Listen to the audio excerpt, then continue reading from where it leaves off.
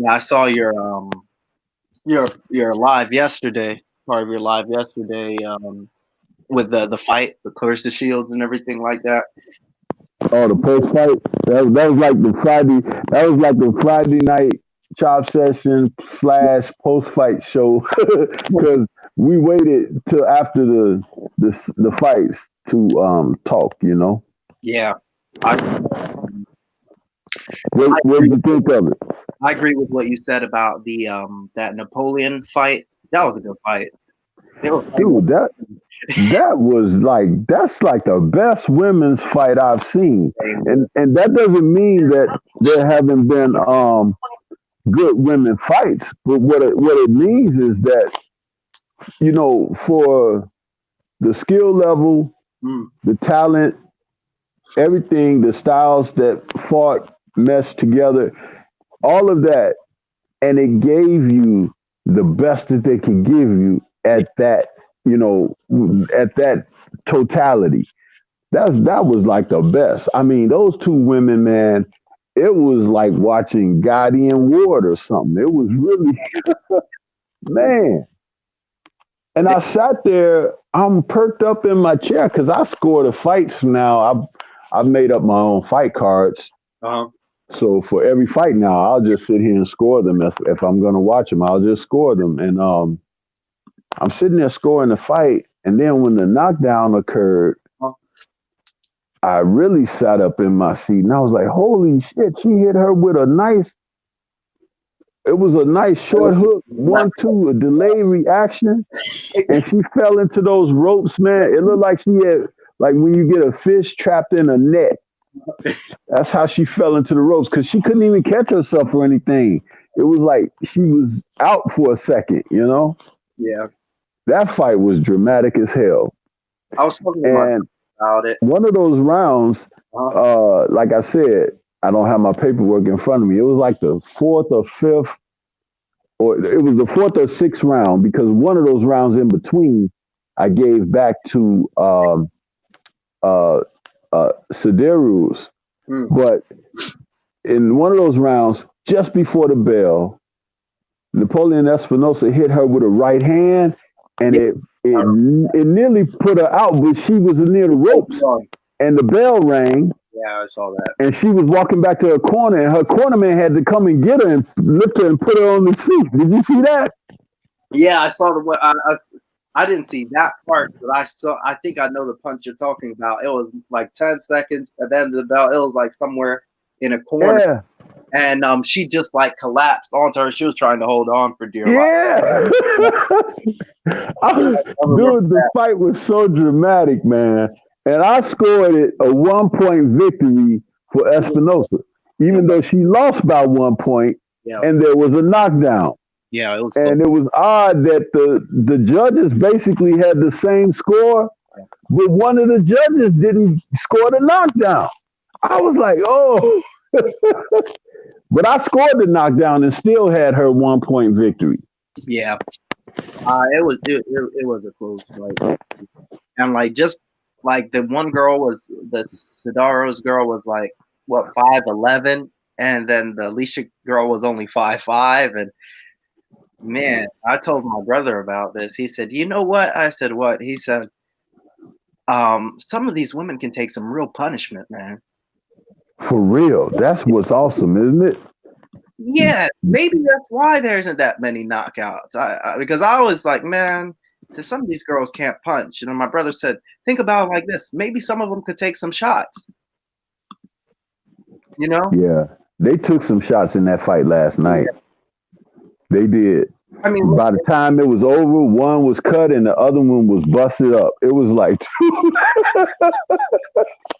there'd be a lot of my, dudes who are in there who would have quit. yeah. But that's why I also remarked in the show last night that I did post fight.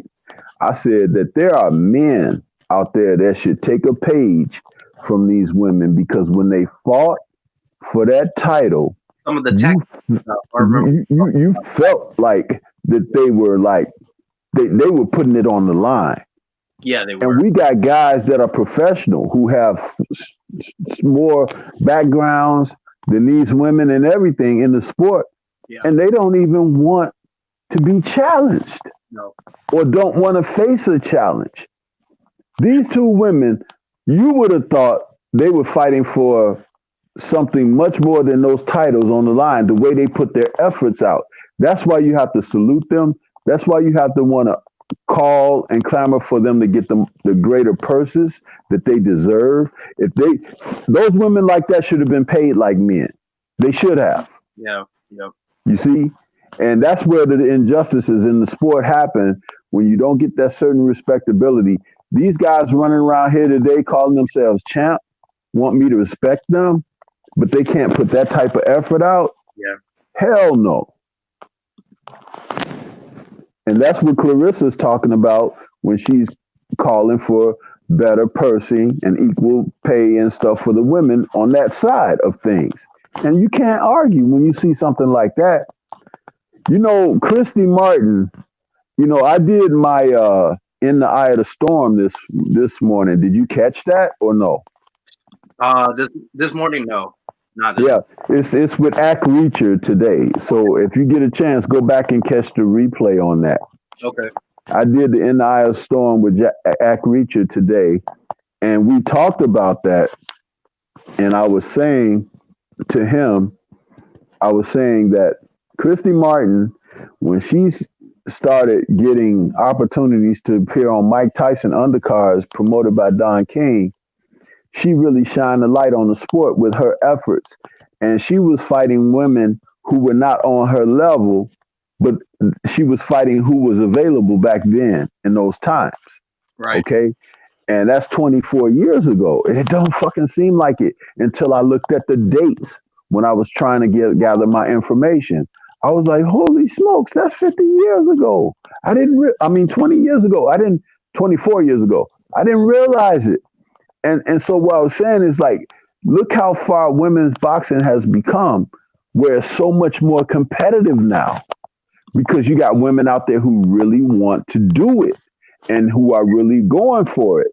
And we're not talking about even the ones who are dabbling in MMA and still coming to professional boxing, but just look at Clarissa herself, 2 gold medals, and then to come into the sport and accomplish what she's doing in the sport, where she's been a multiple time champion at 3 different weight classes now, and plus a undisputed in 10 fights. That's unheard of. Yeah. And that's the kind of accomplishment should be celebrated. Forget what Canelo is trying to do and has done, avoiding the best. She's doing this, fighting the best. Yeah.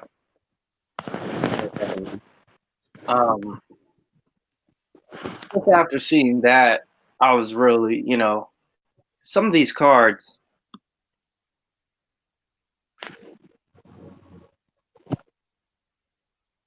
Hello? Some of these cards are really, you wouldn't think much of until you actually see them. And once we saw it tonight, last night, it was a pretty solid card as far as action. Yeah, salute to Will Magic Man out Pretty there. solid card. He says that some of these women are, total warriors. Will Magic Man. He's saying that they're total warriors. Yeah, I agree, 100%. What did you think about the Drawn fight? Which one? The Drawn Ennis fight.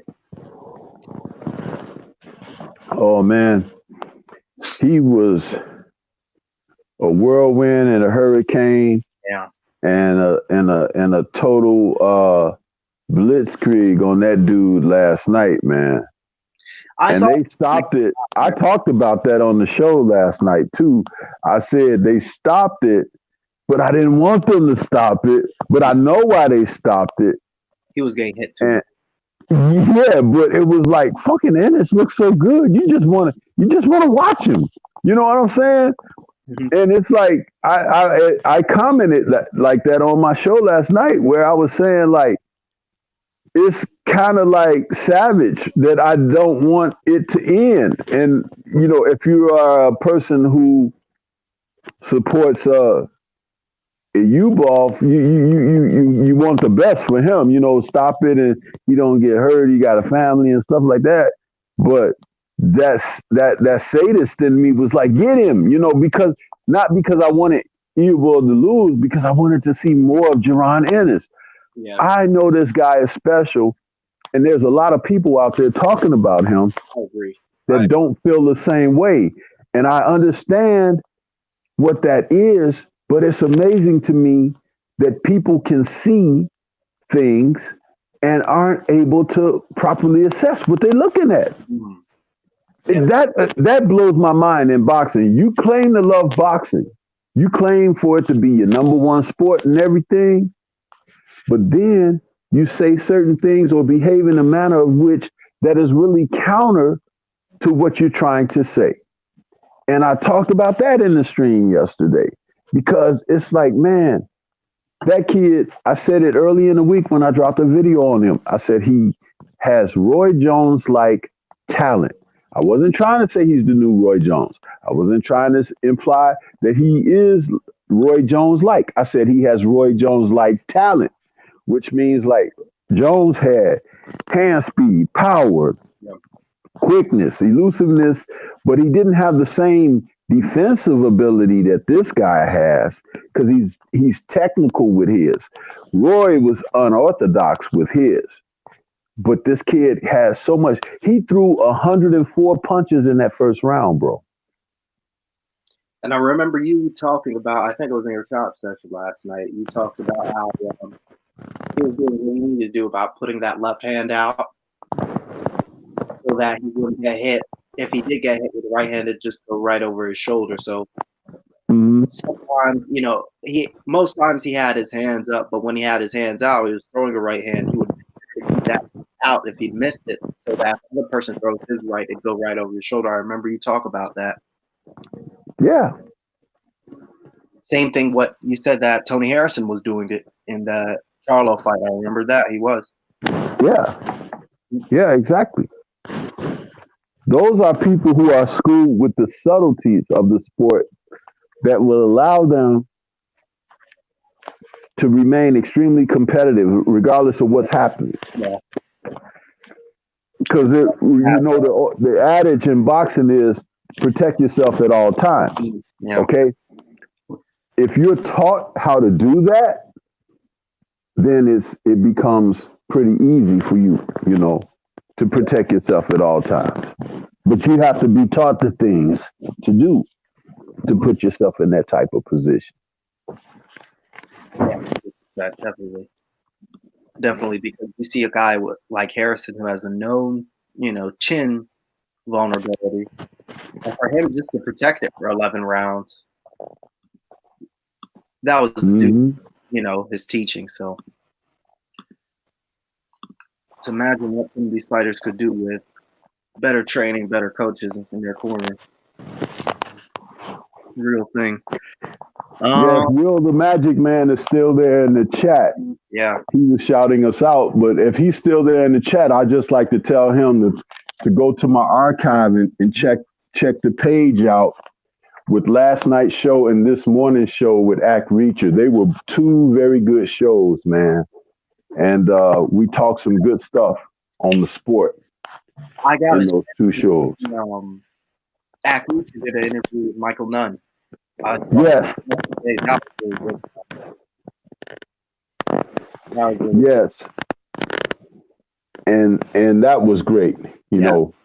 Great for Ack to have that opportunity and to bring us that content. And it was great for Michael Nunn to come back and talk to the people. See, when he went away for his time, the world changed while he was away. Wow. So now that he's around now, we have venues and content and platforms where someone can talk to him and bring him out there to the people and stuff like that.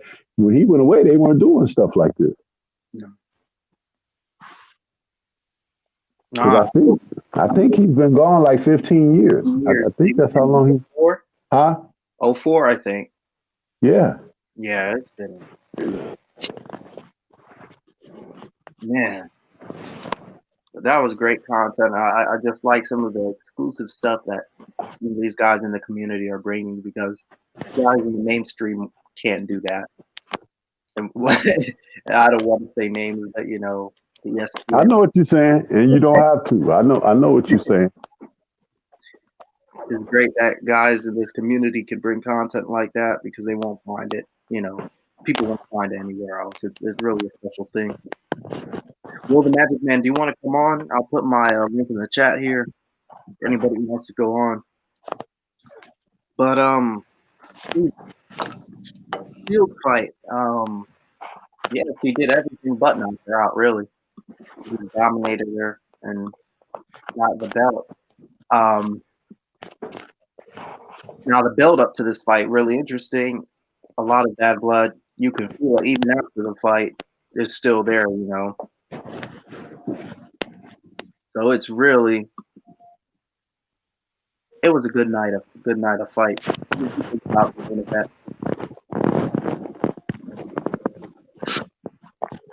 Yeah, it was quite awesome. Quite awesome, man. I know they usually do her fights on ShowBox. That's why I was like, okay, they called it a Showtime special, so it looked like it paid Well, I off. think this is like her second Showtime event Oh because yeah, for Hammer, I think she Showtime. yeah. Yeah, Hammer was Showtime. What's up, Mike? What's up, Michael? I see Michael out there. Jacob Jennings. Yeah, my stream yard out there. Have you guys heard anything from Lost D? I know he was moving He and said whatnot. he's gonna come. He should be back next week because he said he should be done with his internet and his moving thing by the 13th.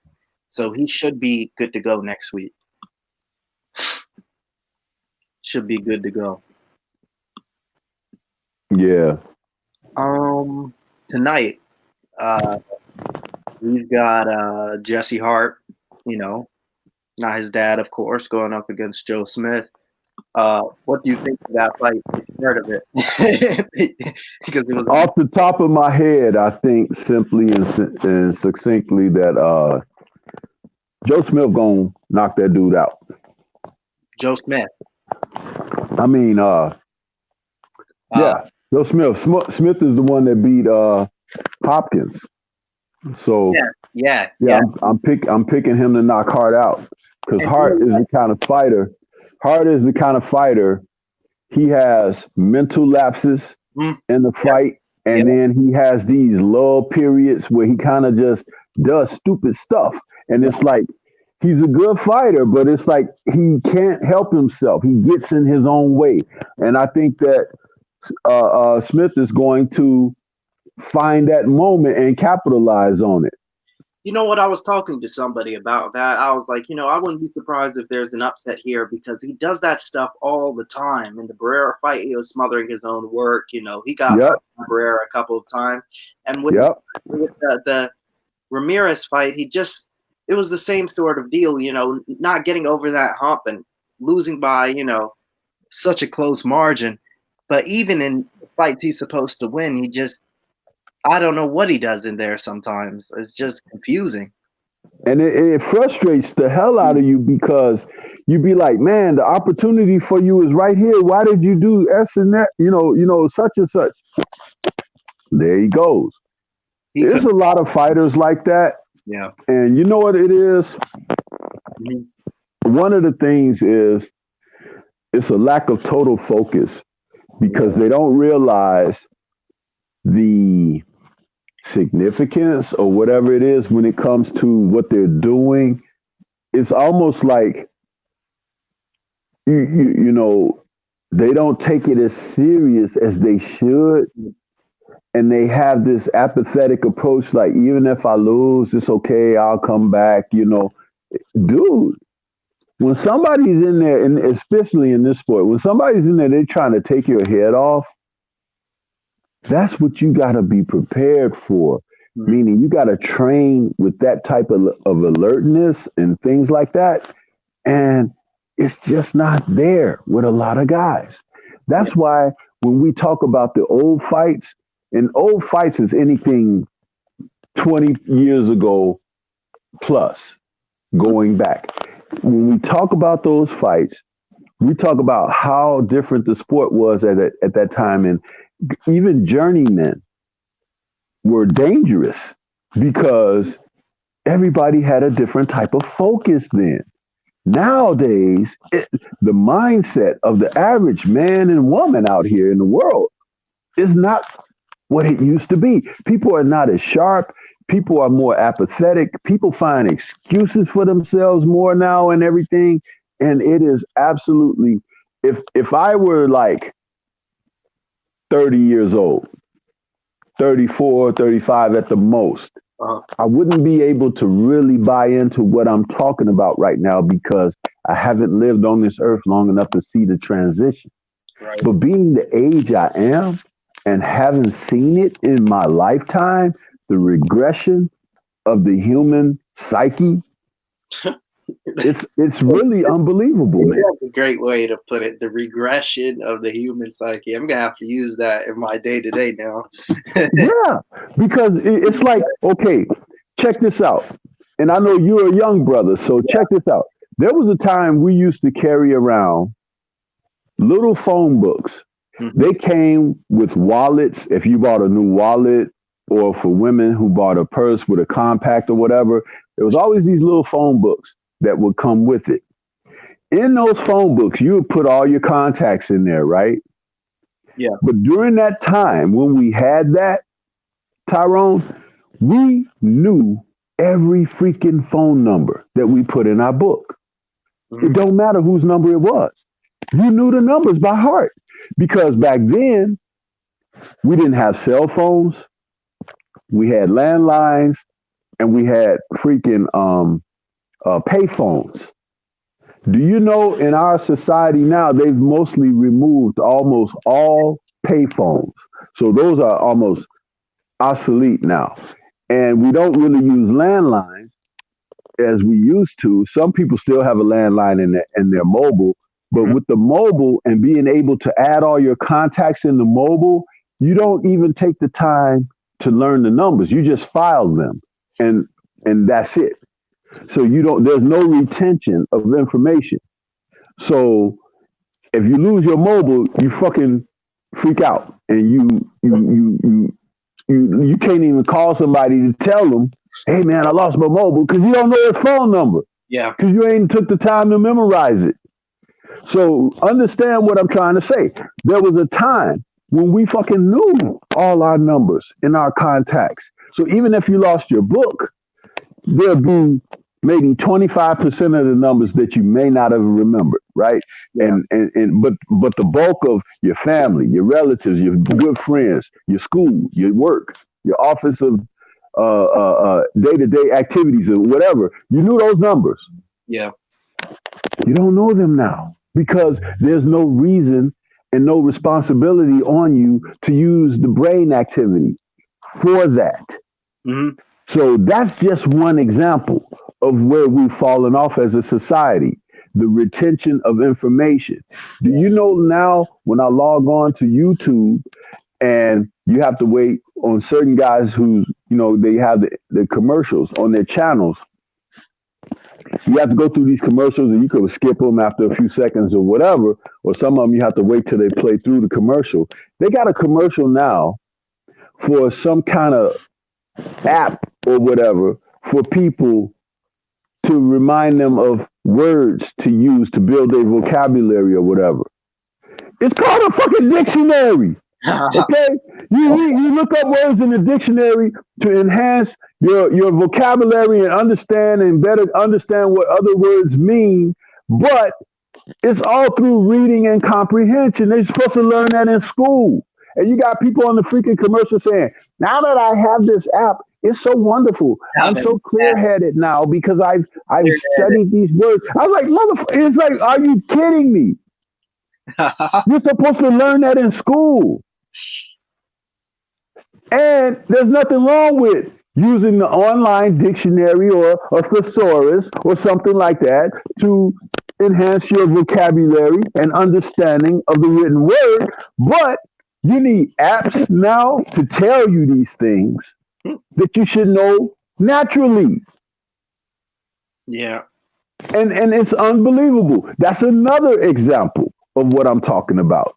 So when I say these things, even like when I said that the world is a different place with none, he was away for a while, now he's back, and you see the change, and it's unbelievable because none is a contemporary of mine. We're around the same age, so it's like that is something that's got to be mind blowing, you know. Yeah.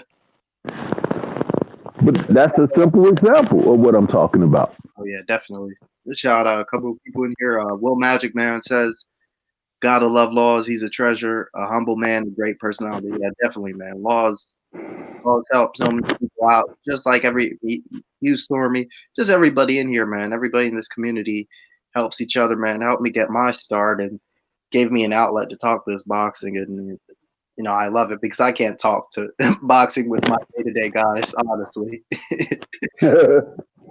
um, Michael Johnson, yeah, he remembers he had a little phone book too.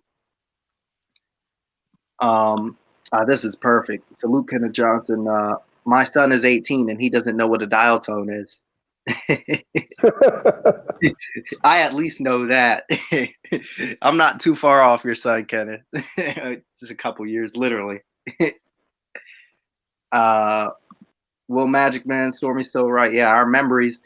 And you want to know something else, man? I saw. I was driving. I had the radio turned on, and I listened to this talk show when the guy is talking about how his grandma was super sharp.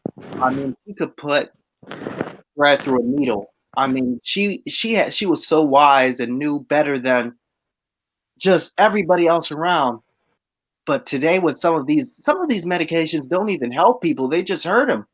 And he said his mom, who came to that age now, she could barely clean up after herself. She doesn't know where she is, and what's in the food and some of the chemicals and the medication these guys are taking. Old and young. So the society as a whole just sort of changed. Guys aren't even coherent most of the time. I mean, I go to school and I'm going to tell you now, 80% of the people I see are high most of the time. And that's the thing. They want you basically in a state where you rely upon an external source for everything. That's how you can be controlled and manipulated, which is what our governments and our society is moving toward. Yes. It may happen in my lifetime, maybe not in my lifetime. But what has transpired thus far in my lifetime, I've seen it go from being far different from what it is now to being what it is now. And it's scary because people don't even have the common sense to look out for their own welfare. They walk down the streets with earphones and jacked up loudest they can play and totally oblivious to their environment, and they get knocked in the head and get robbed. And it's like, you get on the train, you got your jewelry out or whatever, and somebody snatches it. I've witnessed these things. People like just being unsafe. How about Uber and Lyft? Here we got Uber and Lyft, right? And you getting in the car with a fucking total stranger, okay? Relying on not a taxi, mind you, which is what fucking taxis are for. But you don't get in an Uber and a Lyft, whereas 20 years ago, before Michael went in, right? 20 years ago, one of the adages was don't get in the car with strangers. Well, how did the world get so good 20 years later that a stupid person is going to just, hey, I'm going downtown. Can you take me? Oh, sure, hop in. Never to be seen again and shit. It's like, why would you do that? Call a taxi. Yeah, I stopped using pretty recently actually. Start of September, I stopped using Uber, Lyft, Uber Eats, some of the delivery stuff because I came up myself. I was like, man, first of all, the delivery food, they're taking your food. Yeah, they eat your food. They all in it, seeing what you got and everything. Then the They Uber, could do something to your food, sprinkle some dope on it or whatever, and you're like, oh, this food that I ordered from McDonald's is really not sitting well with me. It's because the Uber driver was fucking pissing on your sandwich. What the fuck? then You you, know it's weirdos out here. man, yeah, some of the stuff. Everybody has some sort of Uber story or a Lyft story or whatever because I mean, the background for these guys, the background process to get into this, Uber and Lyft is like totally non-existent. Anybody with a car and a license can be an Uber driver, and you see so many stories. I saw one where a guy who said, "Oh, a couple of girls were waiting outside in Carolina, and she ended up getting killed." He said, "Oh, I'm your ride." She said, "Oh, okay." He said, "Hop in." Boom, took her to a ditch somewhere and killed her. And this was big news a couple of months ago, and it's happening all over. I hate Uber, man. I really hate Uber. But I'm just saying though, Tyrone, Uh-huh. it used to be don't get in the car with strangers. Mhm. Okay? You would teach your children that, you teach your teenagers that, you teach whoever would listen that, right? Yeah. When did our society become so safe that it's now okay? It hasn't. If anything, our society has become even less safe, but they offer a service like that. So you're actually walking into the lion's den, so to speak. Yeah. Whereas before you exercise better judgment and say, nah, I don't think so. If a stranger walking down the street say, hey man, want a piece of gum? You're gonna be like, no, I'm straight, bro. But Yeah. now it's okay. Is you gonna walk up to the stranger and be like, hey, can I have a piece of your gum? Seriously. Yeah. But that is where we've become as a society. That's how a person like Donald Trump ends up in the White House. Yeah. People have become really. There was a time when a person like Donald Trump, if he did run back in the 90s, Yeah. when Bill Clinton ran for the White House, Donald Trump ran back then too. People laughed at him. They were like, get out of here. He was on the Republicans. He was on the whole line of them. It was like 8 or 10 of those guys. And people made fun of him back then and were like shooing him off. Like, you're just a rich guy that wants to, but that's not what we're looking for. But now our society has changed and it's okay for him now? Get the fuck out of here. At a time when the world has become more and more in crisis, you're going to take more and more of a buffoon and less of someone who's intelligent Hmm. and switch the roles? Yeah, man. Are you freaking kidding me? So that's what it means in our society today.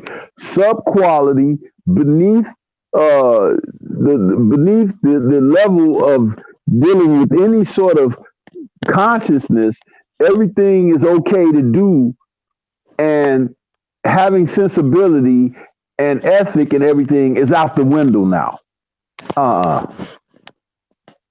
That's why I said I've seen this transition in my lifetime. Imagine for those like yourself that's basically getting started with life. Mm-hmm. And when you get to be my age, how much is going to change between now and then? That should be frightening. And anyone with any sensibility or came from an environment where they were taught better, learned better, or whatever, you better hold on to your horses and tighten your seatbelts because you're going to be in for a hell of a ride, bro. Yeah, man. It's really crazy. Shout out Will Magic Man. He said, "You're so right. Our memories are becoming almost redundant. Who am I? LOL. Help me." Enough said. Uber drivers get pulled over by the cops a lot. Yes, yes, they do. And accidents. Stormy spitting out gems. Yes, you are, man. Yes, you are. See, the one thing, and shout out to Real Magic, man, but it's like me doing my channel and releasing the content that I do, I try to operate from a certain vantage point. And I'm very solid in that. But when I speak like I'm speaking now here on your flat format and platform on a subject that we're speaking on, I have to speak honestly. I have to Yeah, speak with sincerity because there's people out there who don't even know what I'm saying. yeah, And that's not necessarily always their fault, but they've grown up and have been cultivated in an environment that has been counterproductive to them. And they don't know that. yeah. It could be words of wisdom to someone who hasn't been around the wise. You see? Hmm. Because don't forget, you said it a moment ago. There's so many people that are high, that are on shit and everything, and they're birthed into environments that are high and on shit. You And understand? And I'm it's like, the guys, huh? and I'll tell you this: people make it as these. I'm in university and doing STEM and all this, engineering wise, and you would think that these guys are sharp. They're so high and drugged out and out of the mind. And I'm not just saying the students, the teachers, the professors are high. I went to one of my TAs my freshman year to get some corrections done on one of my tests that he had messed up, and you can smell it. The guy was nowhere to be found. He wasn't coherent. He was just totally out of the window, and the professor just as bad. So that guy in Tesla, Elon Musk, admitted that he's on all sorts of substances, and these are guys supposed to be leading technological revolution. I don't want to deal with that. They said that STEM graduates and STEM workers of this day, all those people in Silicon Valley, they don't even last an average 4 years at one job. They call them batteries because they're literally out before you can, blink. They're always drugged up and high and don't know where they are. That's why you always hear these guys, "Oh, I'm depressed. I'm depressed." You hear that all the time from people my age. Is because of the drugs. Yep. Brooklyn just joined us. What's up, Brooklyn? What's good? What's good? How y'all doing, man? Man, nothing. What's up, Brooklyn, man? Chilling, man. You know, I heard y'all talking briefly, but not really sure what the subject was. I had to connect to my computer and whatnot. Stormy said it perfectly. We're just talking about the regression of human psyche. Talking about what? The regression of human psyche.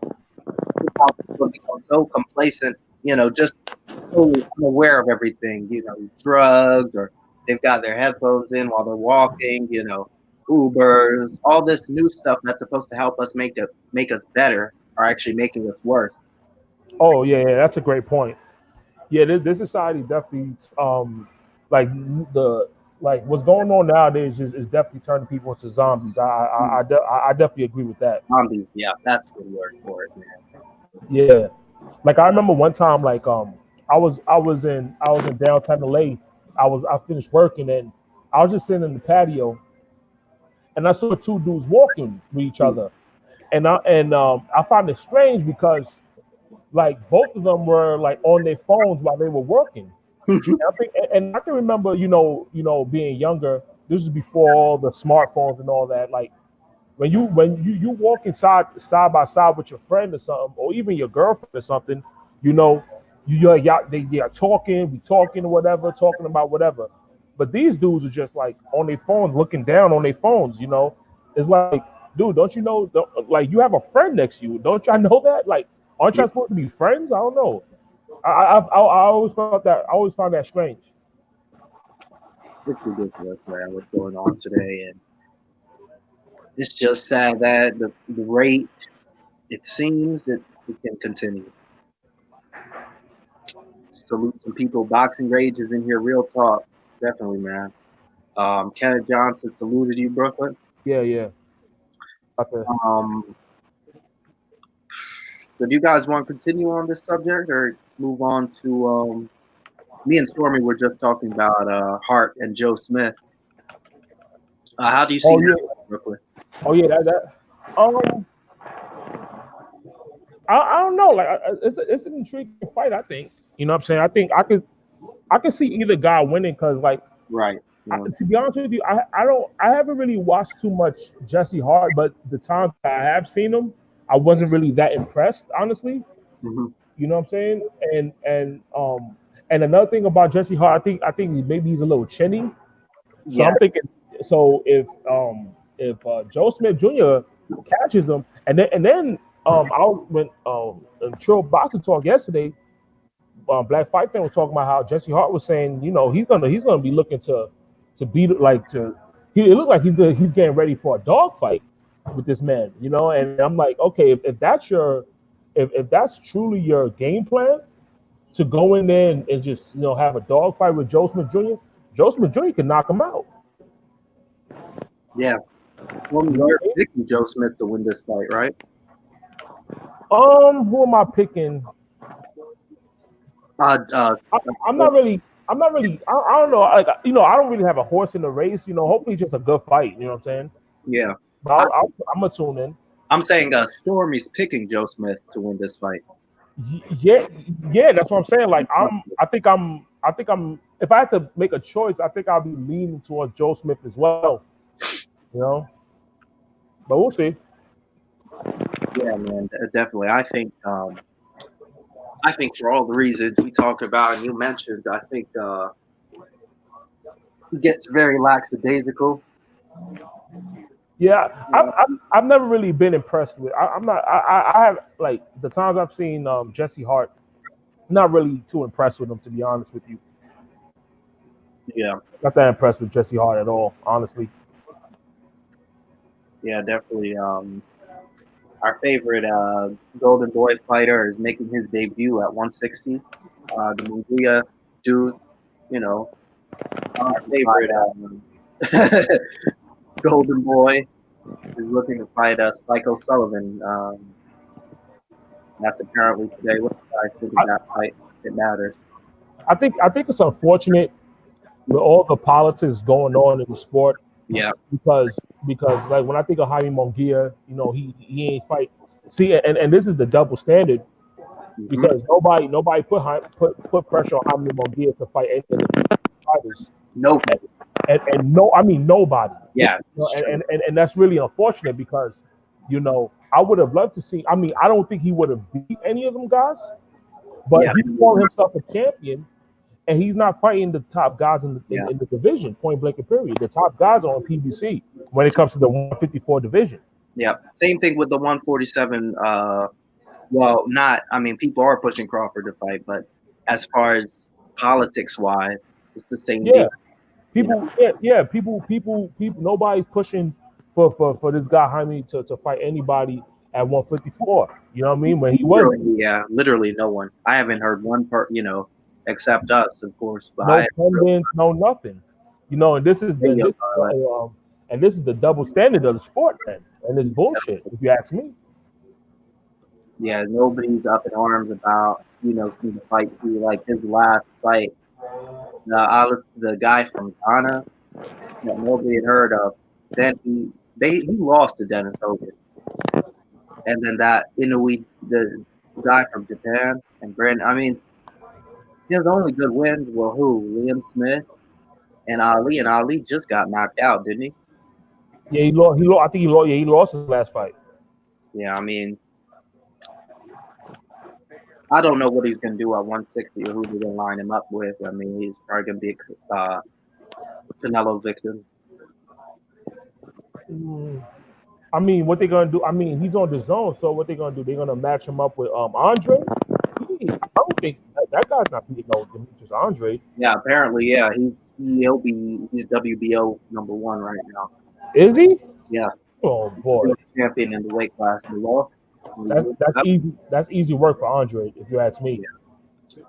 I'm not too with Andre though. I mean, I'm big on skills and everything, but I mean, I've got to call it how it is. Like his last couple of fights, man. I mean, Sulecki, I give him that. Like the guy he's fighting next is there's no excuse. Yeah, man. That's why I've said this before. You know, the white collar people messing up the sport of boxing, man. You know, they overcomplicate the shit. You know what I'm saying? It's like there's no reason why Demetrius Andre should be fighting. Who's he fighting again? What's his dude name he fighting? What's his Luke Keeler. Luke Killer. Yeah. Why is he fighting Luke Killer? Why? I have You know no. what I'm saying? It's like, come on, dude. You know, it makes no sense. Like this is beneficial for the sport. No. Luke Keeler. What has Luke Keeler done to get a title shot? There was a time in boxing. Yes. There was a time in boxing where, like, you know, it was a big deal. Like, you had to really work up the ranks to get a title shot. You know what I'm saying? Like, and if you got a title shot, that means you beaten. You know, you really worked your way up. You know what I'm saying? I guarantee you, if I look at Luke Keeler's resume, I ain't gonna recognize nobody. You know what I'm saying? Maybe Luis Arias, but that's it. Matter of fact, let me go on this dude. Who is Luke Keeler's promoter? He's with MTK. He's from England or Iowa. But that should show you. That should tell you why you're getting that fight right there. Yeah. Oh, because because Eddie Hearn and shit. No. He's with MTK. It's another promotional outfit. But this is an Eddie Hearn card, so. Man, yeah. Just think about it. Like those guys, they won British fighters to fight for titles. You know what I'm saying? Whether or not they deserve them or not, they you know. And if you listen to the fans, and if you listen to not all the fans, but some of the fans out here, some of the promoters and some of the fighters, they're all about UK first, not about boxing. You know, that's why folks is eager. That's why those coattails, because he's a follower. They followers. Yeah.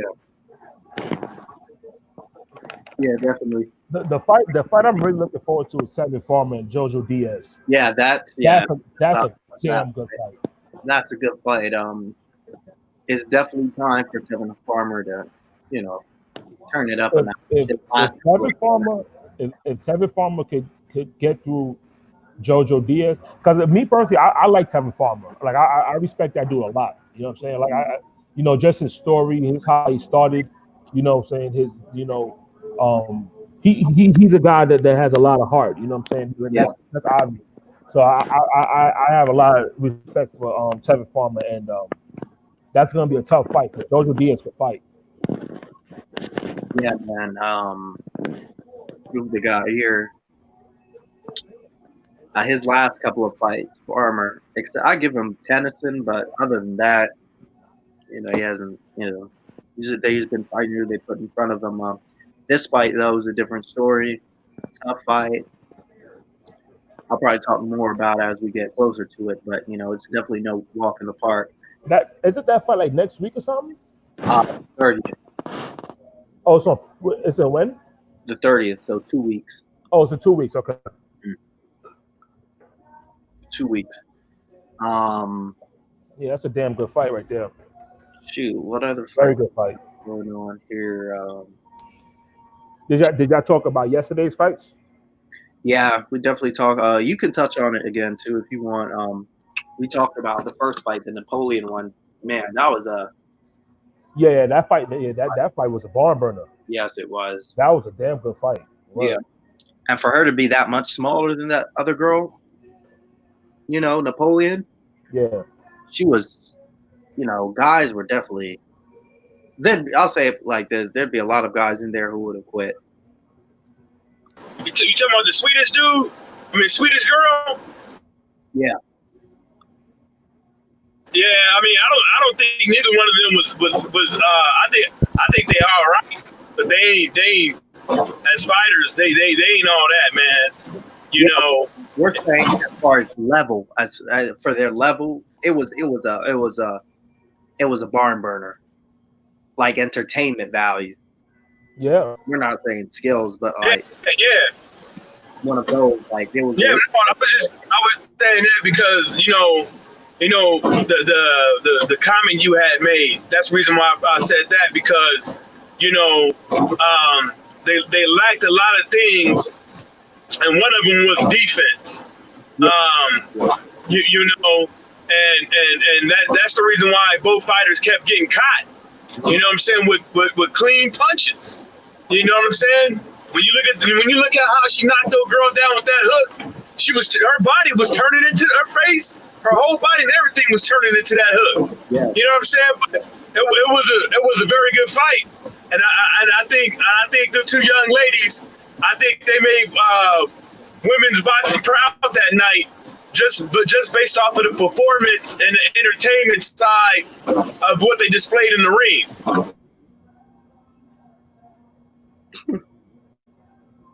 Yeah, man, they definitely put on yesterday, and yeah, they put on the show.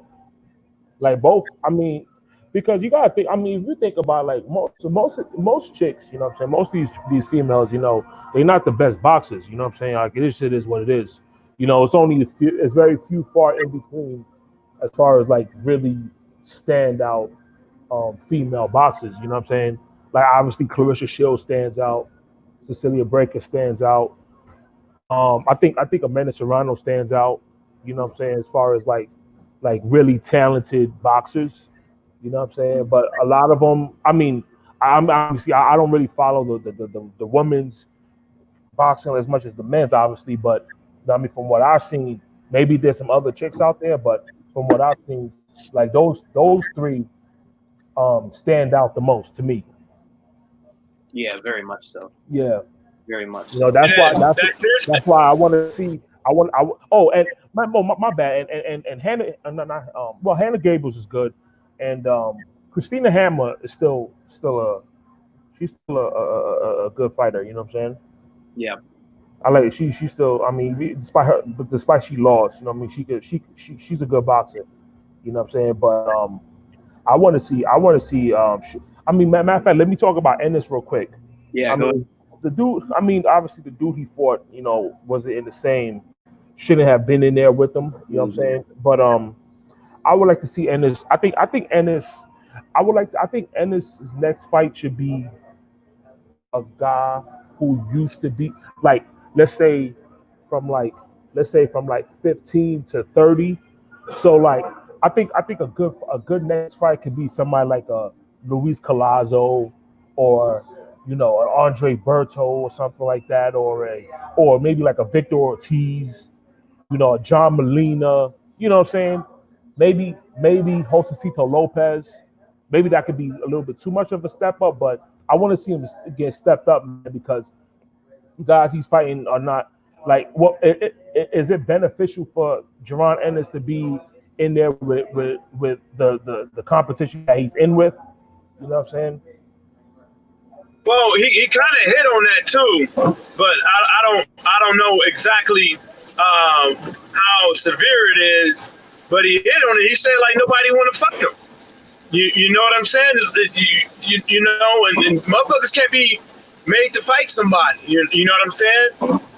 And no matter how they put it, eventually, like he said, you're gonna have to fight him.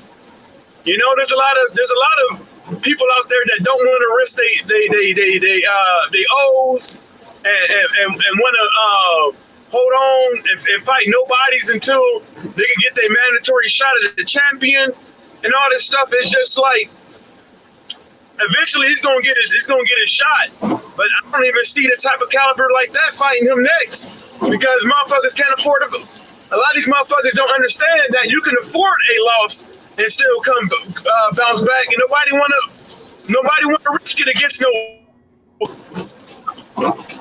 You know what I'm saying? Jaron Ennis. What about a guy like a Chris Van Heerden?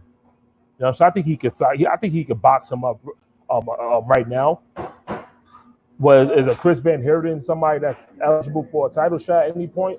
You know, just because at the end of the day, now another thing is the politics that plays that comes into the picture because it seemed like he's not with PBC, he's not with Top Rank, so I mean, how was he gonna get how is he gonna get like a good journeyman opponent to fight? You know what I'm saying? I mean, obviously he need to cough up the bread. You know, it's just whoever's behind him need to cough up the bread and make the fights, bro. It's that simple. You know what I'm saying? Because from a business standpoint, I mean, I hate to talk about the business or all that shit, but it's not another organization's job to build somebody that's not in their organization. Yeah. So at the end of the day, you know, whoever is backing him, they need to put the bread up. You know what I'm saying? If somebody like a Josecito Lopez, what is he asking? What's his asking price? I think that's a good step up fight. I think he could beat Josecito Lopez right now. But what's his asking price and put the bread up? Point blank and period. You know what I'm saying? That night was a Salido event. You know, the little Jewish dude always wearing the yarmulke, whatever it is called, that little thing on the top of your head, where the coat usually is. That was them promoting it last night, I believe. But you know, a lot of these fights, you know, they can fight anywhere they want to go. You know, and like parts of me will make me feel like, hey, if I can't get this fight, I got to start thinking broader. I got to broaden my opponent's list, and maybe some of those guys can be some of those not so good fighters with names out of there in the UK. See what I'm saying? Or one of them little Japanese dudes, somebody, because if you're going to go out here and fight this dude, you can figure out a way how to fight somebody better. I mean, on a different level as far as notoriety, as far as people knowing him, his name and stuff like that. And at the same time is start making people take your fight game serious, and not only that, start forcing people's hands. You know, yeah, you're right. It's not another promoter's job to you know, promote a fighter that's not his, but it's his job to make that money, to make that fight is something that maybe it's not. But gas everybody up like you've been doing already. Gas them motherfuckers up. Gas them up again. I think that you know, of his last two performances, he looking good. It's just, you know, having people, you know, wanting to fight you and not lose that, because like, look at it, nobody wanted to fight Tank when he was fucking first coming up. None of them dudes like, who is this guy? Nobody know his name. Get your profile up. Even if I was to fight this guy, how much money we gonna get and stuff like that. You know, and it's just fighting on undercards, which is a good thing.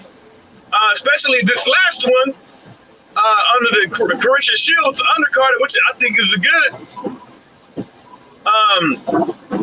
way to get your name out there and stuff like that. But hell, if I was him, I'd be looking to fight on a Wilder, a Tank, hell, an AJ undercard, somebody else's undercard. So eventually I can get my own undercard by way of knocking niggas out and taking their straps off their weights. You know what I'm saying? Yeah, but that's I don't see nobody. I don't see nobody. That's what I'm talking. Yeah, I just don't see nobody. Go ahead.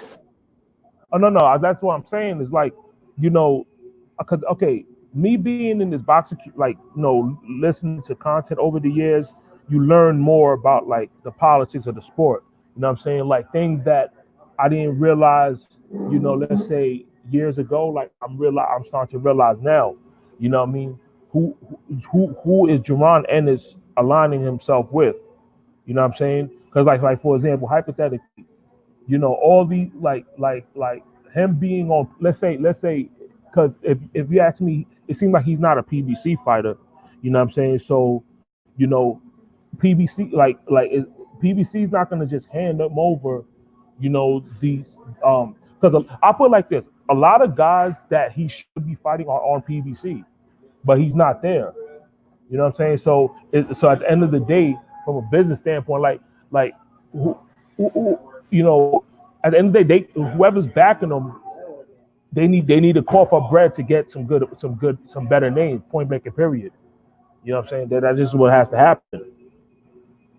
Yeah, my buddy, he just like him, he was supposed to have a fight this month, but what happened was somebody else came up and offered the guy more money, so he can't even get his record up. You know what I'm saying? Because people keep ducking.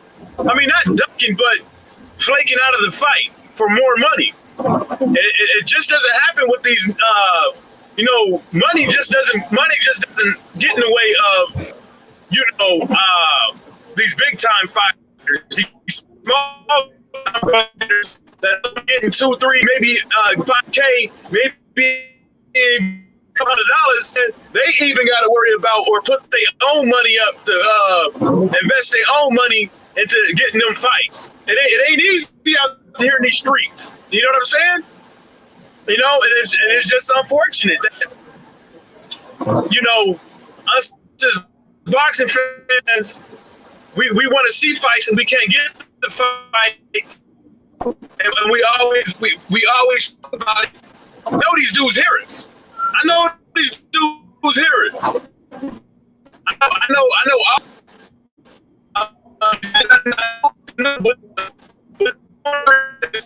With the real fans. Yo, Mike, you going in and out bad, bro.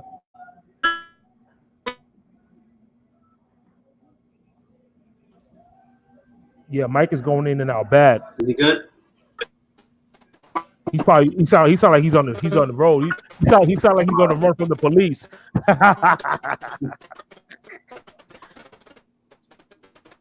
Yeah, but go ahead, Brooklyn. Nah, but I mean, at the end of the day, when it comes to Ennis, man, I want to see him step up, man. Not still going in and out.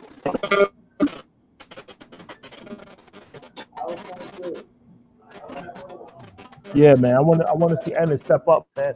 Obviously, I'm not saying, you know, fight the top 5, top 10, but you know, like guys that I named earlier, you know what I mean, like a John Molina, somebody like a Josecito Lopez, maybe a Andre Berto, you know what I'm saying? Maybe who else, man? You know, Luis Collazo, like some guys like that. You know what I mean? I definitely think he could wash. You know what I'm saying? But they're gonna test him in ways that he hasn't been tested before. Right. You know what I mean? I think I definitely agree. It's definitely time to set up now. I mean, fights like this don't really prove anything anymore, other than nice, explosive fighter. I understand his promotional situation, and like you were saying, Brooklyn, and the fact that he's not aligned with, you know, some sort of outlet that'll give him these opportunities, and might hit the nail on the head where money talks, you know, BS walks. Of course, that's what I'm saying. Yeah, so it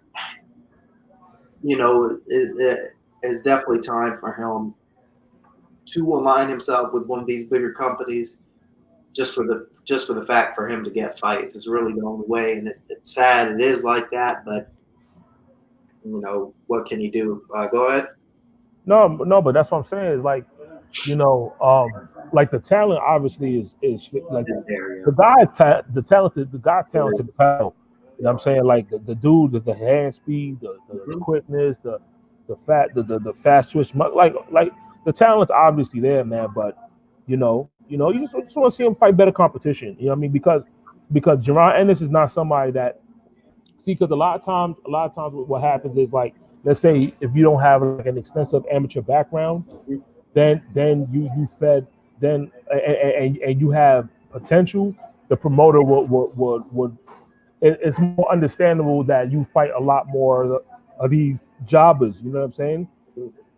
When you don't have the amateur background, but Ennis is a decorated amateur himself. He almost made it to the Olympics. You know what I mean, I believe Antoine Russell beat him up. You know what I'm saying? So Yeah. You know, so we're not talking about a situation. We're not talking about somebody who don't have no amateur experience. You know what I'm saying? Like, he should be fighting better comp. You know what I mean? But you know, who is? I put it like this. I would hate for a Jaron Ennis to end up like a Andre. You know what I'm saying? Yeah. Because think about Andre, bro. Like, Andre had all the ability in the world.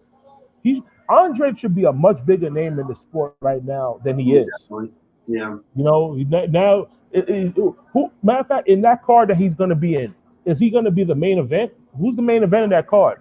I think he's the main event. He's the main event. Yeah. You know what I'm saying? That's all, exactly. You know what I'm saying? But he should have a bigger name in the sport. That's what I'm saying.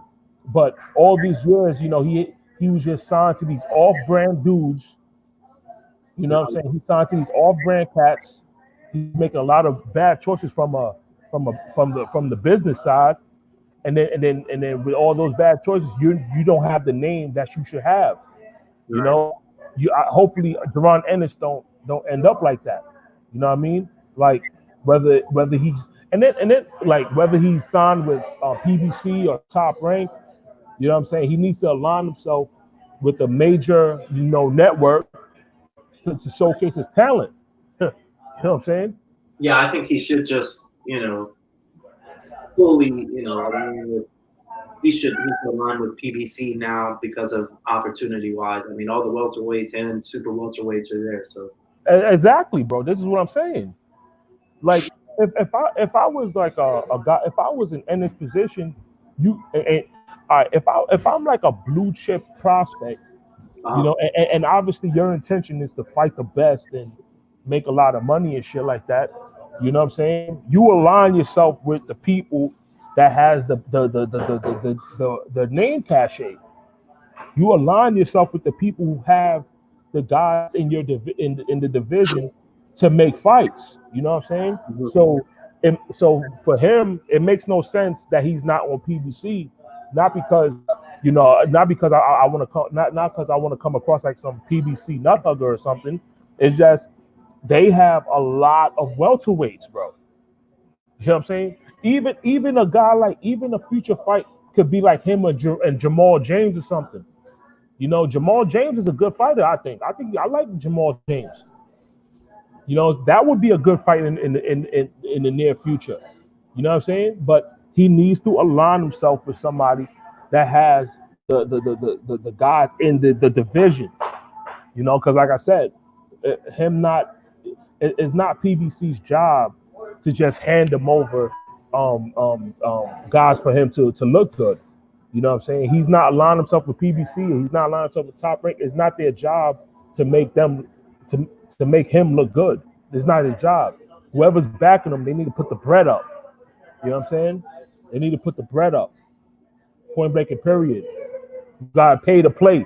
Shit. You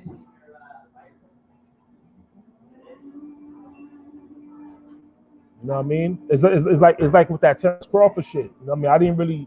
I didn't do no videos on it, and I ain't talk about it in live streams, but you know, all this back and forth shit, like, yo, Top Rank need to put a bread up to make these fights. Point blank and period. You know what I'm saying?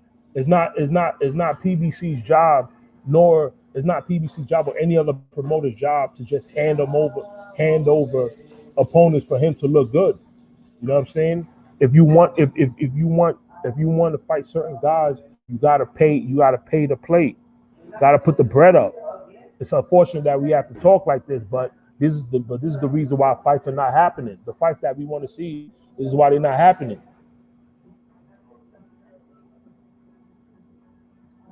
It's kind of like what the Zone did. You know, you got like them making the Jose Ramirez fight. You know, like Jose Ramirez was fighting on the Zone. Top Rank, he's backed by Top Rank. But what happened? They put the bread up to make that fight. Yeah, exactly. Point blank and period. That's what you said. You got to pay to play, and got to pay to play, man. it's time to put the money up, and there's really nothing you can say about it. What else? Any other fights you want to cover? As far as I'm really looking forward to, like, the two fights that I'm like really looking forward to is the Jojo Diaz and Tevin Farmer fight. I'm really looking forward to that, and watching and just seeing how J-Rock performs. I'm looking forward to that as well, man. Oh yeah, let's fight next week. I forgot. Because I'm not gonna lie, man. Julian J-Rock Williams, man. I was listening to an interview from him the other week. I don't know, like the other day. Man, he's such a breath of fresh air, man. Because the way he talks like a man. You know what I'm saying? He talks like a fighter. Yeah. You know, he's not with this Twitter beef and bullshit. You know because I didn't talk about, you know, that whole Terrence Crawford and his friend is on his knees talking smack and stuff like that. But yeah, I'm not about. Huh? What were that all about? Or his friend or his uncle, whoever. Yeah, bro. Because I'm not gonna lie, man. Like I'm not, because if you've been on live streams for all the time. Yeah. I've never been somebody that's been on the bashing Terrence Crawford train. You know what I'm saying? That's not my thing. But man, he lost some points with that shit, bro. That was some weak ass. That's not my thing. He lost some points for me, man. That nigga lost some points because that was some bullshit. Why you having another man talk for you, for one? And then two, the dude that and then two, you know, the guy, like Terrence Crawford records his friend talking all this bullshit. You know what I'm saying? And then you come back the next day talking about F this dude, F that. Man, the hell with you, dude. You know what I'm saying? It's like, yo, are you serious? Like Terrence Crawford, bro. Like he that whole stunt, that whole bullshit, that because I was thinking about that, man. That was some real low level stuff, man. Yeah. You know what I'm saying? Very low frequency shit, dude. You know what I mean? Yeah, I didn't watch it, and I didn't watch it on purpose because I just thought the whole thing was just a what you call it, a clown show. Oh yeah, it was a minstrel show for sure. And, you know, I just really think that, you know, he felt like talking, and his homeboy felt like talking, I guess. And he wanted to get the thing off his chest and show that, you know, Terrence Crawford is his homie and all that stuff, and let the whole world know, yeah, I'm rolling with him. This is my dog, my day one, and this is my brethren or whatever the case may be. But really, to tell you the truth, you know, like nobody fucking cares. Like I don't care. I'm not gonna say nobody. I don't care about what the fuck Crawford got to say about no Earl, or Crawford got to say about fighting any fighter. Sign the contract. That's it. Sign the contract, big boy. Sign the contract. Because at the end of the day, that is the only way that you can prove that you're the best. That's the only way that you can say that you not dating and dodging people. You know what I'm saying? You got everyone talking about he kept you away from Pacquiao. You know what I'm saying? And so, if you would have fought Pacquiao and beat him, nobody would have been, the argument of you being pound for pound, it would have been different. But it's going to be the same shit over and over again until these boxers realize that, you know, they have the fans that want them to fight, and the fights that's in front of them that's conducive to their boxing career, and that's it. And if you're not gonna fight no Earl and stuff like that, nobody want to hear that shit. Nobody want to hear what you got to say on Twitter. I'm saying I don't want to hear that shit. To me, you lying to kick it. You know, the hell with all that shit, all that you know, all that shit. I can see you if your boy just went it, made his own YouTube page. And the K for Crawford and stuff like that, you know, or just talk about boxing in general, and be the dude to put Terrence Crawford business out there on the street first. I can see it was that, but it's not. You know, you sitting up over there a bit. Hello? Yeah, he just went out. I don't know. No, but yeah, man, that's what I'm saying. Like that whole situation was just weak, bro. It was just very weak, very estrogenic, very Estrogenic. You know what I'm saying? It was just very weak, bro. That whole situation. And then what gets me is like he's recording his homeboy. He's recording his homeboy say, "F this dude, F that dude, F this dude." You know what I'm saying? And I just thought that was very weak. I just thought that was very odd because it's like when you talking about blue blood sports, you're talking about a barbershop conversation, you're talking about champ side.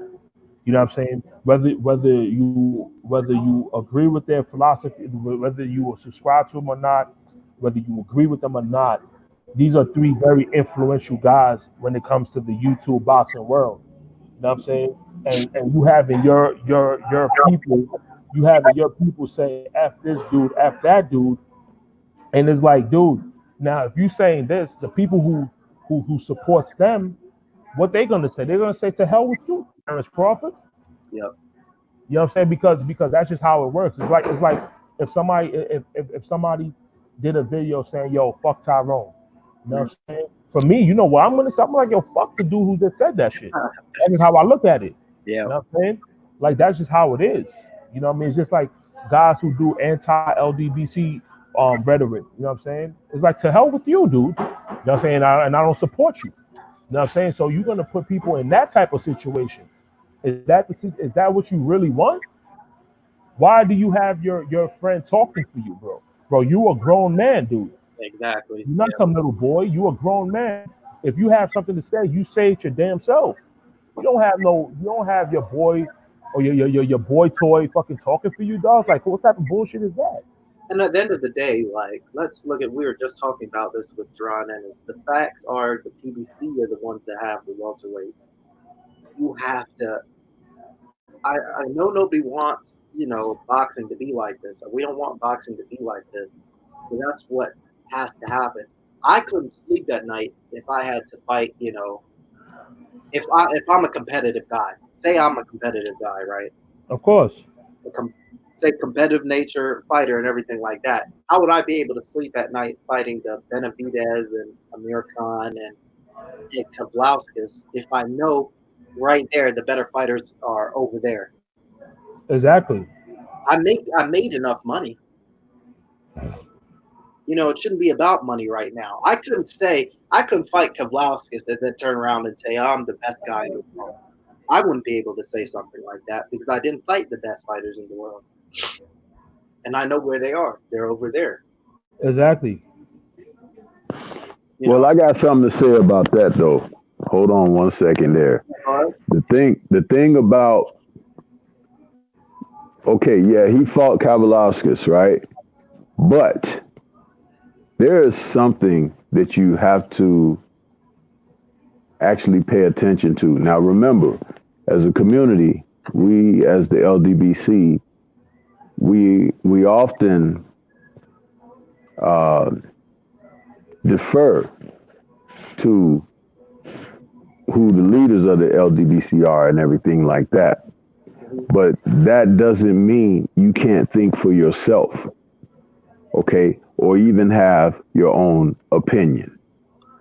Now, lately, the consensus by a lot of the brothers and the leaders has been that Crawford needs to fight somebody.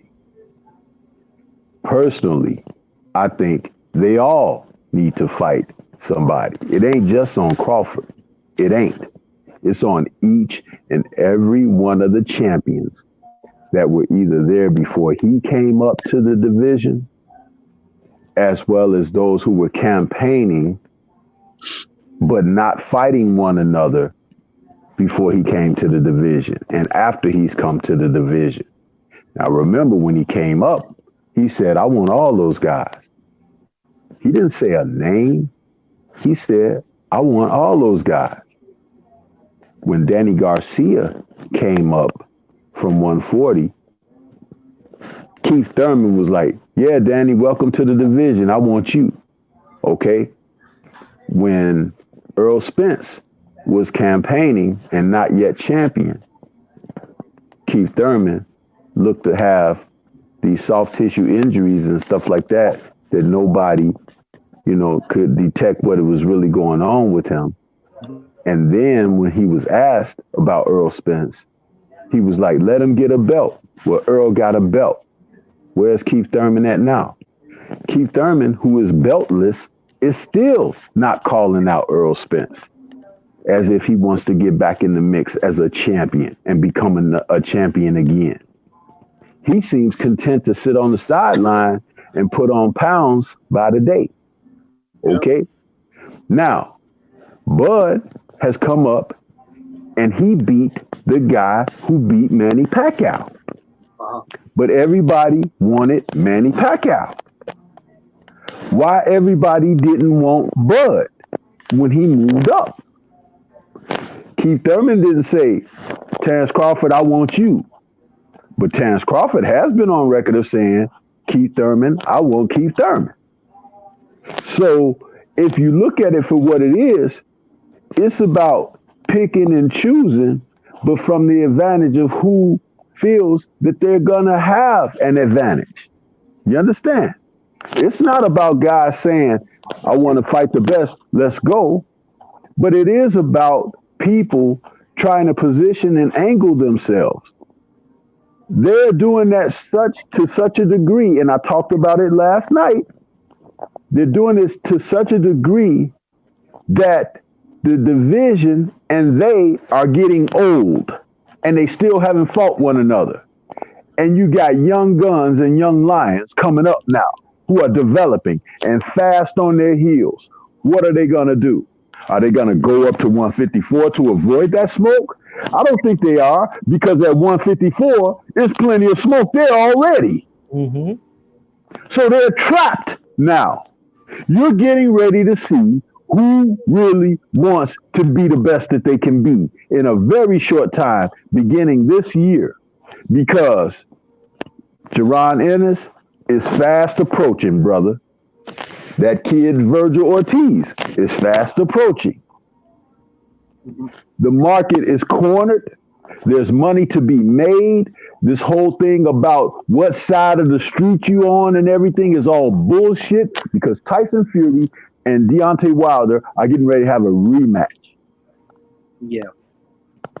So stop buying into what people express as their own sentiments, because don't forget, even though it's not said, that's their sentiments. Think for yourself about what you're looking at. And lastly, Crawford, the last time I checked, since he's been at 147, and I think it's been like 2 years now, he's a full-fledged welterweight now. They should have took the opportunity when he first moved up, because he hadn't gotten adjusted to the weight. But he is a full-fledged 147-pound fighter now, and he's in his prime, and he has knocked out every opponent he has faced since he's been there. Not one decision. So where is it that he hasn't proven that he belongs? He's done no more than the rest of them. Beat guys that you favor him to beat. But however, there are people out here who has said on a couple of occasions of those title defenses and challenges that they felt that the person he was going to fight was going to give him a hard time. And he smoked him. Kavaliauskas, they said he was going to smoke Kavaliauskas, and he had a little bit of difficult time with Kavaliauskas. And even admittedly come out and said himself, the guy gave him a challenge, came to fight, which can happen in fights. Guys get juiced up for the champ, and they bring it. That kid got juiced up against Thurman and damn near beat Thurman when he came back after his long layoff. The shit can happen. Yeah. It's boxing. And when you hit a guy on the chin, funny shit happens. Oh yeah. No doubt. So when you look at this, think of it as far as what your honest assessment is, not what you're being influenced to believe. I don't believe Bud Crawford has done less than any of those other men at that weight class. Yes, he's come up from lighter weights, but he's come up from who was there. And now he's there, and ain't nobody chomping at the bit to get in the ring with him.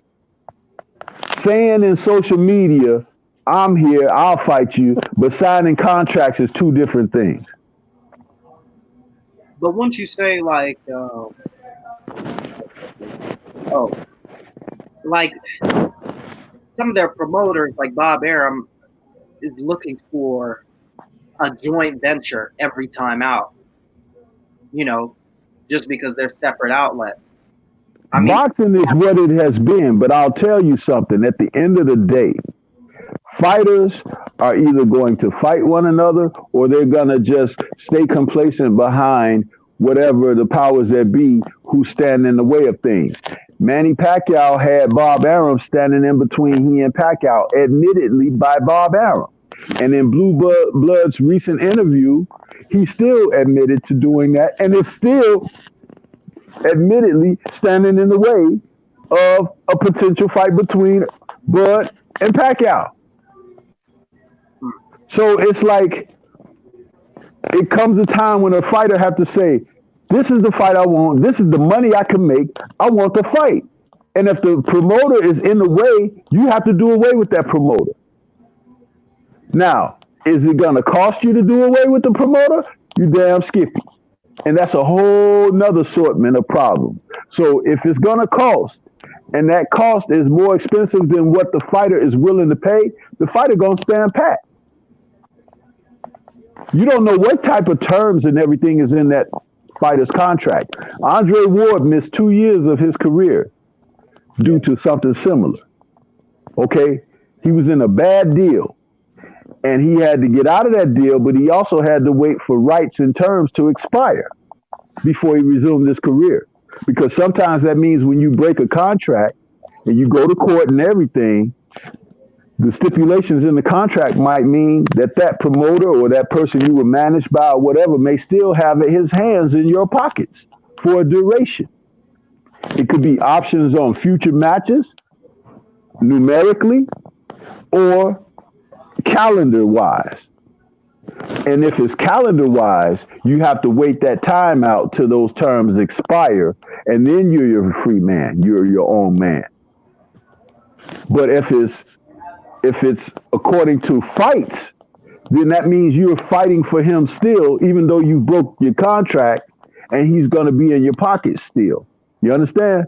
For a few fights, whatever the terms may be. It could be 2 fights, it could be 3 fights. If it's calendar-wise, if it's 3 years, how many, or 2 years, how many fights would you normally have in those 2 years? You see what I'm saying? So those are the terms you don't understand because you don't have the contract in your hand. You don't know. right. But it's easy to sit back on the outside and say, oh, this guy, he resigned with so-and-so, so he's stupid for doing this and he's stupid for doing that. There are people in marriages that would love to get the hell out of the marriages, but it's fucking costly. And sometimes people stay pat because it's costly to move.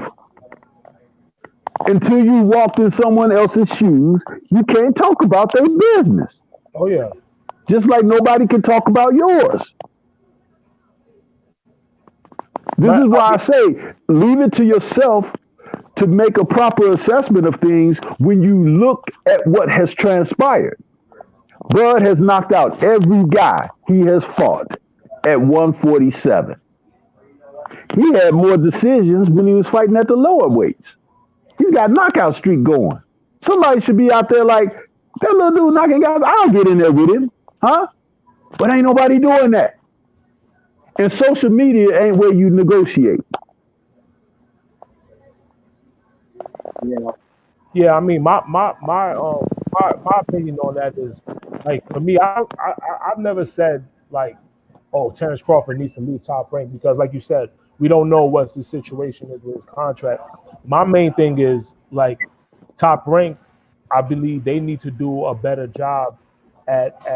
I mean, they need to do a better job at making the significant fights as far as ponying up the money to pay guys. You know what I mean? I think from the outside looking in, it seems like I'm gonna say this from the outside looking in, it seems like maybe they don't feel Crawford is a big enough draw.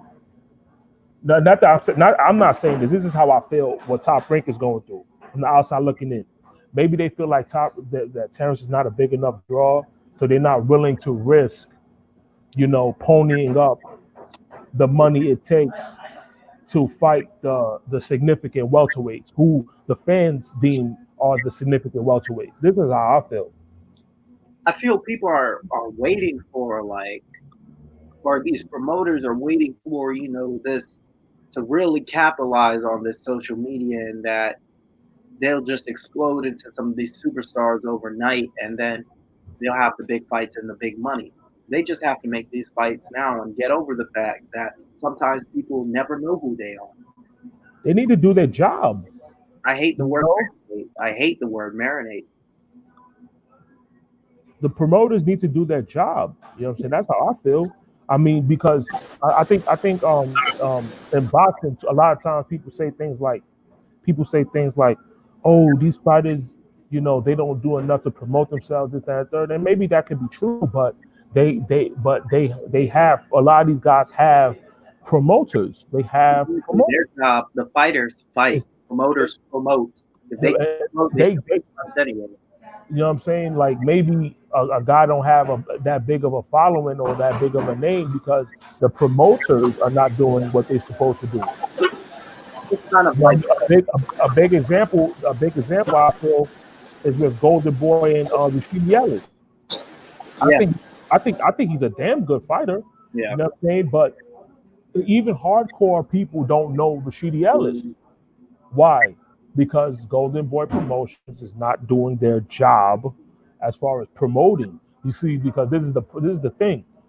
They don't do their job effectively. But then every time he fights, they're gonna take away like what 30%, 40% of his purse. Yeah. You know what I'm saying? It's kind of like that. Exactly. They're taking 30, 40%. I think about it like this. Say you're a plumber, right? Or some sort of technician. You work for a company. And you're paid by how many visits you go out and do. If you go to a person's house, you might get paid $75 just for diagnostic. But to get out there and work, once you work, you get paid, obviously. Mm-hmm. But the secretary, she's sleeping on the job. She's eating her food. She's not taking calls. And every time you call her, say whatever her name is, Kate, I need some jobs. What's going on? What's happening? I'll get to it. Market is slow. We'll just wait for a little bit. And this goes on year after year after year and after year after year. So you're ready to work, but the person who's supposed to be getting the jobs, getting the calls, putting the ads out, aren't doing their job. And that's kind of like boxing today. Yeah, that's a great. I think that's a good analogy. Mm-hmm. I mean, at the end of the day, you, like I said earlier, you got to pay to play. Right now, whether now I don't necessarily agree with the bad publicity that Terrence Crawford receives. I don't agree that Terrence Crawford fought nothing but bums and shit like that. Like there's this I think there's this philosophy that Terrence Crawford fought nothing but bums. He's just a bum killer. Like, no, I don't agree with that. I think he's fought good fighters. Yeah. Are they the greatest fighters of all time? No. But nobody's fighting the greatest fighters of all time. You know what I'm saying? I think Terrence Crawford's resume is decent. So that's not my point. But at the end of the day, the people that we feel are at the top, but regardless to it, Top Rank, they need to pay the guys who the fans deem are the best. You know what I'm saying? and make the best fights happen. In my opinion, when you have a fighter that, like a fighter like we're talking about, right? You don't need a Bob Arum. You don't need a promoter out there working the capacity that he is for Terrence Crawford. He doesn't need that. Because I think that Terrence Crawford, if he wanted to hire his own people, he could get the same results or better. So, you know, I do think that if you're as a fighter and you're not getting your just dues and you're not getting what should come from a promoter, you should leave. You should leave. And I saw Terrence Crawford's one of his contracts with Top Rank. I physically saw it. And after everything that was said and done, leading up into him having to sign an extension with Top Rank, I wouldn't have re-signed with him. Would not have. I would have went somewhere else, but somebody else probably wasn't going to offer him as much money. But at least you would have put your career into your own hands, right? You would have went out there and gambled on yourself and possibly gotten better fights. I mentioned this in a video before. You know, when it comes to Terrence Crawford, it's like, I'm not saying he's wrong for re-signing with Top Rank, but it's just like if you are an athlete in any other sport, when you're a free agent, you test the market. You interview other teams. You see what people are giving you or are willing to give you, you know, and then you make a decision. It seems like in boxing, though, is like that's not really the case for a lot of fighters. Like I feel like if you have a certain status in the sport, I feel like you more likely to be stuck in kind of like some type of slave contract that's hard to get out of. Rather in football or basketball or baseball, once the contract it's like for example, let's say LeBron James back in 2010, he was getting ready. It's like he's getting ready to be a free agent, but the Cavaliers have something in their contract where like, oh, you know, you like basically there's ways for him not to enter free agency. And like there's no way he can leave the Cavaliers type of shit. Like that don't go on in other sports, like it does in boxing. Like why is it that fighters are missing out 2-3 years of their career because trying to get out of a contract? You know, it's like it seems like it's wrong with the system. No, it's nothing wrong with the system. That's the price that you pay when you sign those contracts.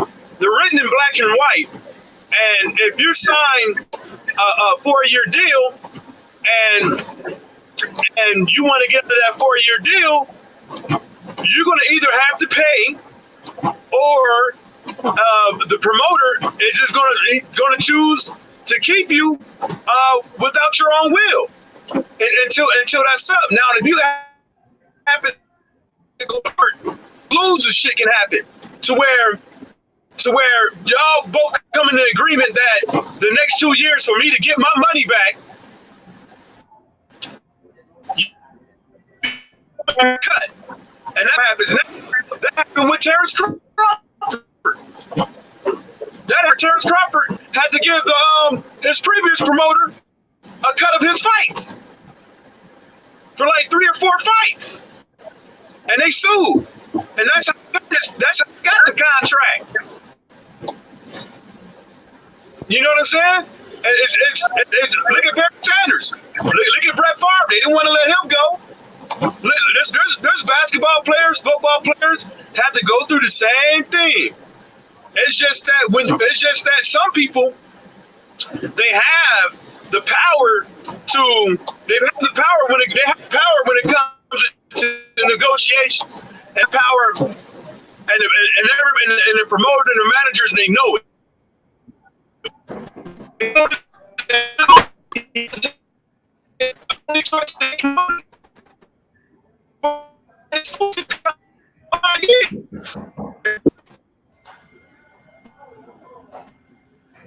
Yo, you going in and out a little bit, bro. Yeah, I might shut this down in a few minutes because I gotta get packing.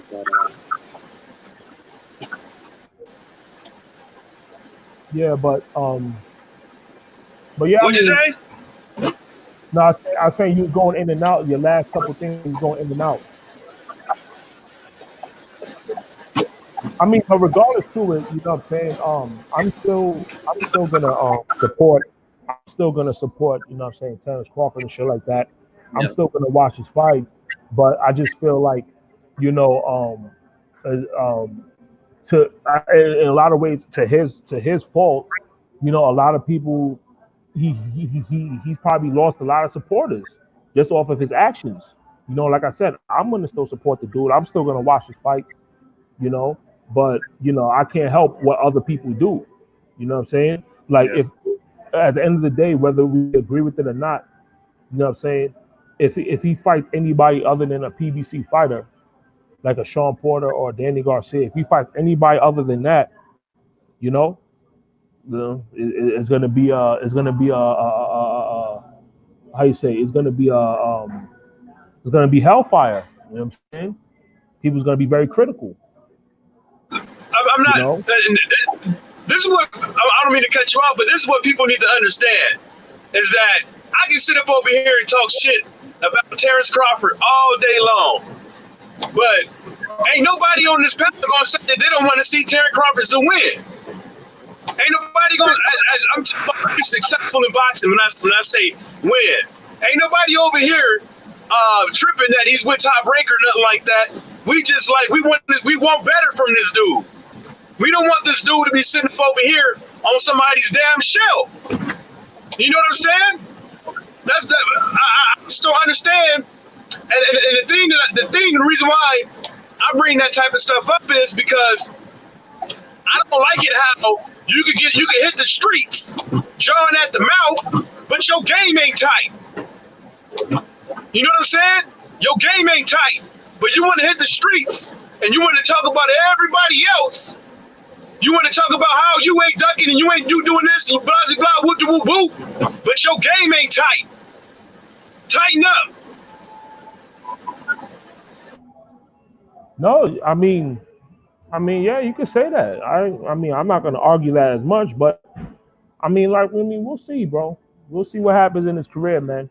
But one thing I'm not gonna say though, you know, when we talking about boxing, you know, I feel like this is narrative like, oh, you know, Errol Spencer's just gonna wash Terrence Crawford when they fight, type of shit. You know what I'm saying? Like, and I'm thinking to myself, man, y'all some stupid motherfuckers if y'all feel that. Now, I mean, that's a 50-50 fight, dude. If and when that fight ever happens. You know what I'm saying? If and when that fight ever happens, that's a 50-50 fight. You know what I'm saying? If you ask me right now, I'm going with Errol. I think Errol beats him, but shit, I won't be surprised if Terrence, like, yo, people are bugging. They say things like, oh, because he got hit by Kavaliauskas, that means, you know, Errol Spencer's just gonna do this and that. Like, dude, why? Like we say over and over again, you know, the triangle theory. Like, stop doing this triangle theory stuff. But people still, but people just always forget about that shit. You know what I'm saying? People's feelings might potentially be hurt at the end of that conclusion. People gonna be on their feelings after that shit. They ain't gonna be in their feelings. They gonna change their YouTube name. That's the only thing they gonna do. They gonna change their YouTube name. And whoever said that shit, man, send that crackhead my way so I can sell him some drywall.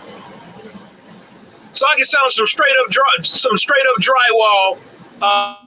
If you think that, you know, Earl is just gonna walk up in there and watch out Terrence Crawford or Terrence Crawford go walk up in there, man. Let me show you this drywall real quick. Let me show you an 8-ball of drywall. How about that? Yeah, people bugging, bro. I don't agree with that narrative at all. You know what I'm saying? I mean, but we'll see when the fight happens. You know what I'm saying? We'll see if and when the fight happens. Oh, I think Errol Crawford will happen. It's just that, you know, you got people out there like, look, don't worry about who gonna get what. Don't worry about the split. Your argument should be, give us the fight. That's what should be your narrative. Not how much. I seen a dude made a whole video talking about how Crawford should get 40%. What? Shut up. That was his video. Shut up. Yeah, shut up. Boy. Don't worry about who getting what. You want to watch the fight? Don't worry about it. Don't worry about what Crawford takes, or what Earl takes, or what Earl or. See, this is the thing. This is the thing what people got to understand. Just because somebody submits a contract to somebody does not make them the A side. Does not make them the A side. You see what I'm saying? Because really, to tell you the truth, get that thick shit out of your head. When people are going in there and signing contracts, both parties have to fucking agree. If both parties have to fucking agree, and there's arguments on both sides, there ain't no fucking A side. It's what both parties choose to fucking take for the fight. You coming out here saying the A side shit and enables people to come out here and talk about everything but who's going to beat who and how they going to win. More worrying Floyd Mayweather got rather than a lot of fighters that he got that he promoted that you will never hear about, that you will never see in the ring, or when you do get in the ring, it's supposed to be a magnificent year in 2019, and we don't get nothing. You gave up 3rd and 30, Mayweather. Just like Shannon Sharp said to old boy, you gave up 3rd and 30. They brought you in to shorten up the defense. But now you're sitting up over here talking to me because you gave up 3rd and 30. Don't give up 3rd and 30. Even if you know your promoter ain't giving you the fights, say something. Do something. Do something to make that motherfucker feel uncomfortable about what he did last time. Like Tank Davis versus who? You know what I'm saying? Like, come on, man. I don't want to see no more Rocky Fieldings, Tom Shorts, Otto Wallins. I don't want to see no more of that, but we gonna get it.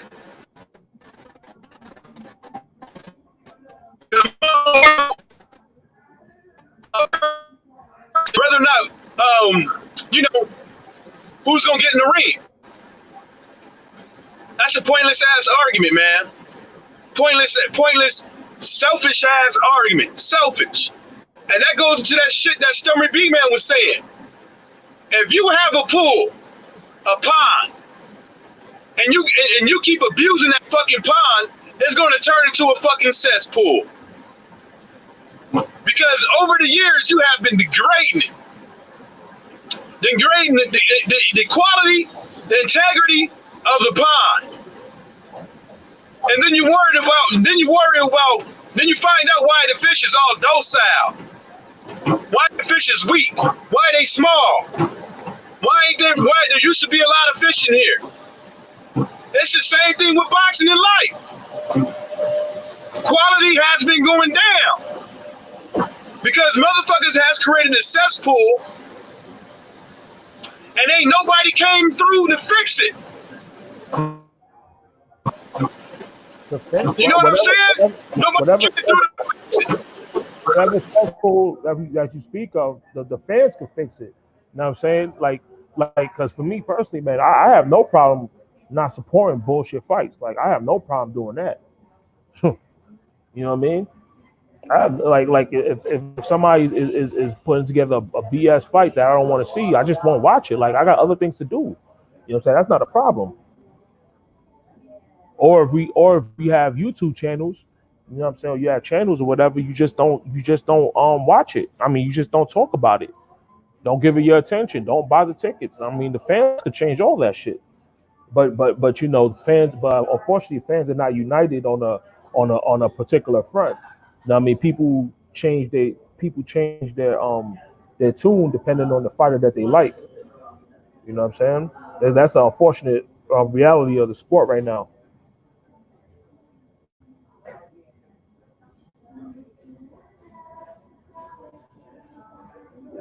I mean, like me and Tyrone was talking about it the other day.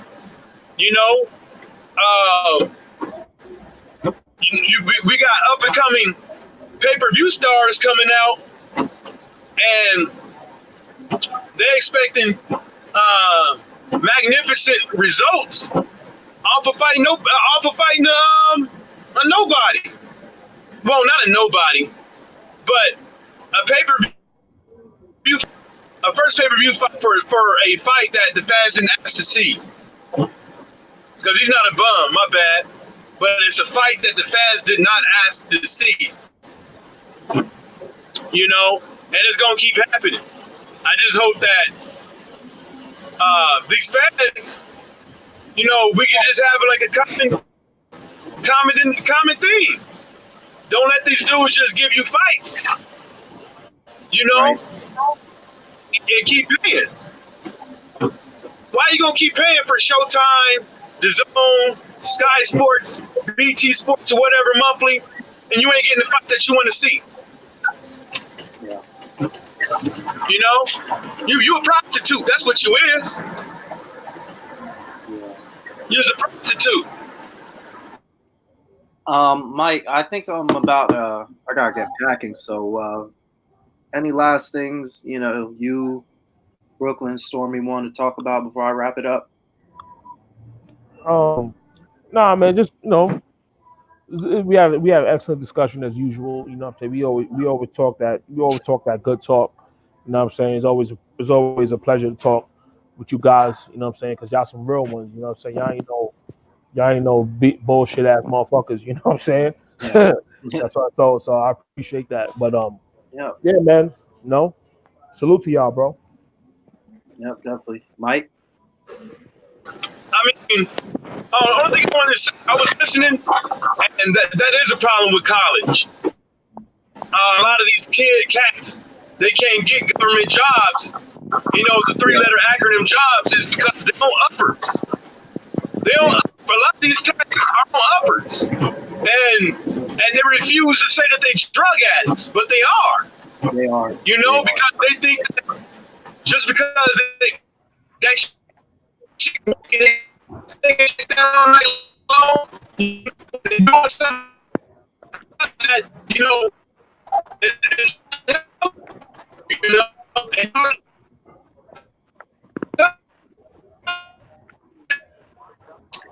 Yeah, Mike, you're going in and out. Stormy, you want to talk about anything? Well, I want to say first of all that thanks for having me on again, Tyrone. Man, you're cool, brother. Good luck to you with your school and everything. Does that mean that you won't be able to do the streams from school, or how is that working out? No, I'm definitely. I was doing them all. I was at my apartment last semester doing them. Okay. I'm back home. Great. I gotta go back, unfortunately. Yeah. No, well, I'm just saying because I look forward to sometimes when you be on, because you always have the brothers on there and you guys have wonderful boxing talks, and I'm just happy to be a part of it when you have me on with. So that's pretty much all I got to say. I thanks and salute to the brothers on here, Brooklyn, Michael. And it's always a pleasure just to be on here with you guys. So that's what I got to say. Yeah, you guys make the talk, man. I mean, if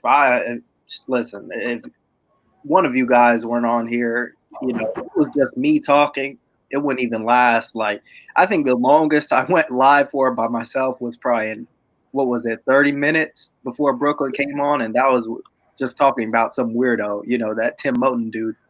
Oh yeah, I remember that. I actually have to make some. I gotta get to work on content, man. I'm been slacking on that retirement series. I always say I'm gonna make it, but all I got is Kingpin right now. But yeah, definitely, I'm gonna make sure to.